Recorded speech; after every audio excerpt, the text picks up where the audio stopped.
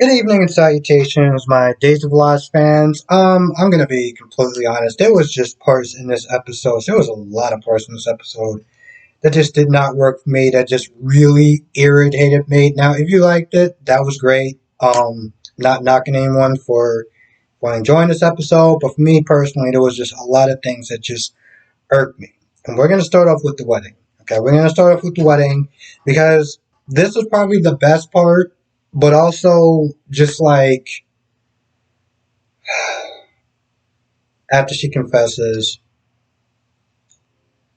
after Eli and Poland's like, don't do this, just stay quiet. Lonnie just had enough. Conscious and everything like that is getting to her, so she confesses. Now, Julie is like, listen, everyone heard it. This guy got what he deserved, and we are all going to sit there and stand with you. She turns around and she's like, raise your hand if you're going to sit there and stand with her.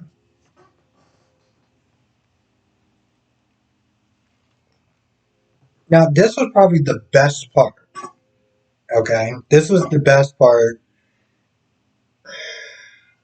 This is the best part because it really showed a level of solidarity within that community, within that group. You know, everyone has their faults. Probably some people don't necessarily rock with other people, but at the end of the day, they had each other's back. They had her back, and they were willing to sit there, not just keep that to the grave or whatever, but face the consequences of them all knowing the truth and being like, you know what, we're gonna stand with her regardless. Okay, and I thought that was a really amazing moment. Um, Now, of course, that kind of gets flushed down the toilet because she's just like, well, I'm going to sit there and do it anyway. Now, granted, I get it because she already didn't want her mother going to jail. Imagine having everyone else go to jail for her for keeping a secret. So, as nice as it was, this was clearly not going to work because if she couldn't have those people go to jail and keep a secret for her, there was no way she was going to let damn near half of the town keep that secret and go to jail for her. Okay? So it was a nice moment, but it was ultimately like, yeah, it just kind of runs right back into the same problem. Um, and granted, that was probably the best part because everything else at that point just goes downhill. It just goes. You got Nicole, Eric, Rome, and Kate, taking back the food. And Kate, for some odd reason, felt the need to play matchmaker.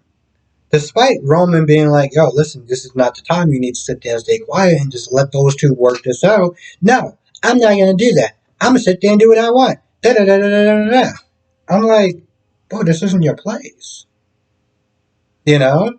And I get that she was all like, oh, everything's been doom and gloom. I was like, okay, cool, I get that. But, using a little bit of common sense and not putting his son through this awkward moment after Rome said, don't do it, and she decided to, well, I'm going to do pretty much what I want, really says something.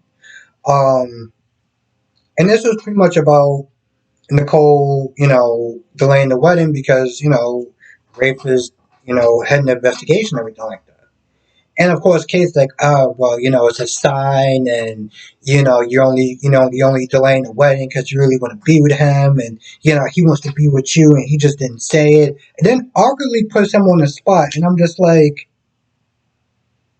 is this just a typical Wednesday for Kate? Is this just how she does things? Because in a lot of ways, it seems like one of those dingbat moments.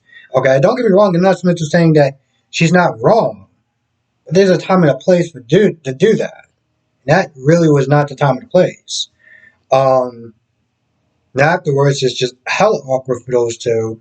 Once again, he asked to get an invite to her wedding, and she's like, "Yeah, sure." And I'm just like, "Okay, I don't know why you want to sit there and attend a wedding. I don't really know why you actually want to go back together with her, seeing how she cheated on you and lied to you. But at this point, I don't really, I don't even really know what to say about that. I mean,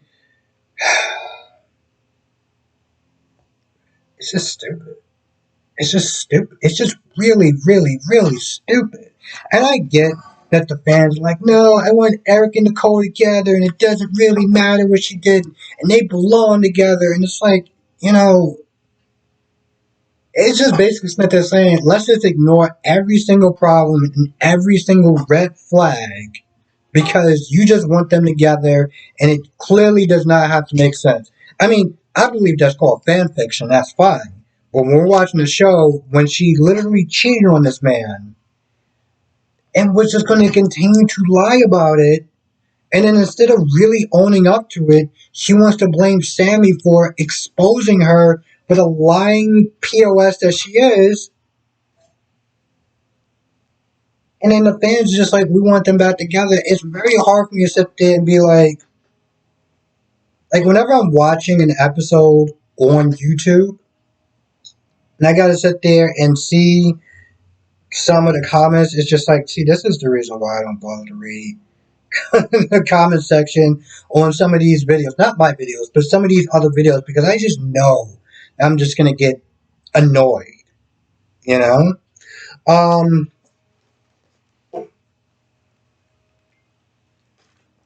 oh yeah, and the idiot twins are still sitting there arguing. I'm sorry, they're still fighting over Chanel because for some odd reason that still makes sense. You know, something about the wedding cake being cut so this way they can have it later on. There's some sort of tradition or whatever. And of course, Johnny takes the opportunity to sit there and talk about, oh, you mean like when we got married and our wedding time, it's going to like 1 year. And I'm just not there watching this. I'm like, a part of me just wanted to fast forward past it because it just got to a point where it was just so petty. I mean, on top of the fact that her sister is now going to jail and you two idiots are still sitting there trying to fight over her, it got to a point where it's like this. I mean, granted, on top of the fact that you are fighting over her, okay? You are fighting over. There was just so much wrong with this scene, and then even after she left, they still kept arguing, and it was so stupid. It was so stupid to sit there and watch two grown ass adults fight over someone like they're in middle school. It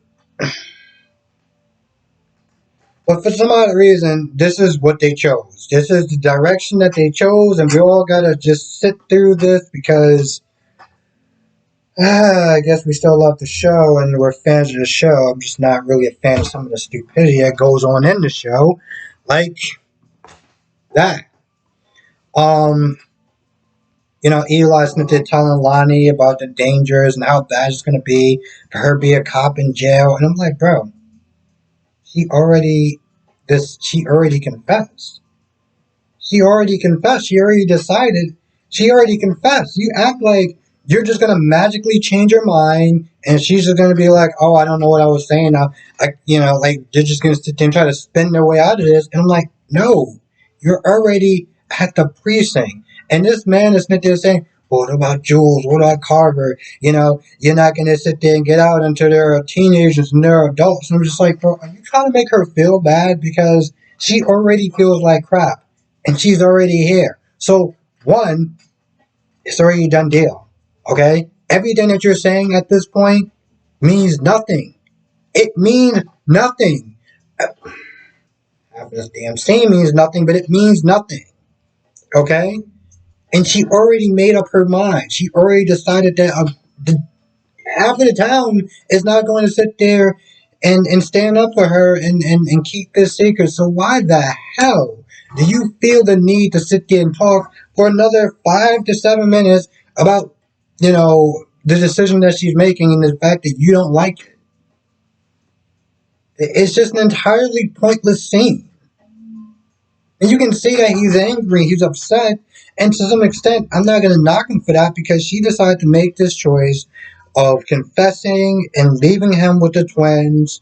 And the thing is it's a marriage, it's a partnership, and it's like, listen, I get you trying to do this to rid your conscience, but at the same time, he's kind of looking at this like, okay, cool, so you got a clear conscience, and now you're gonna sit there and miss out on our children's lives because you had to clear your conscience.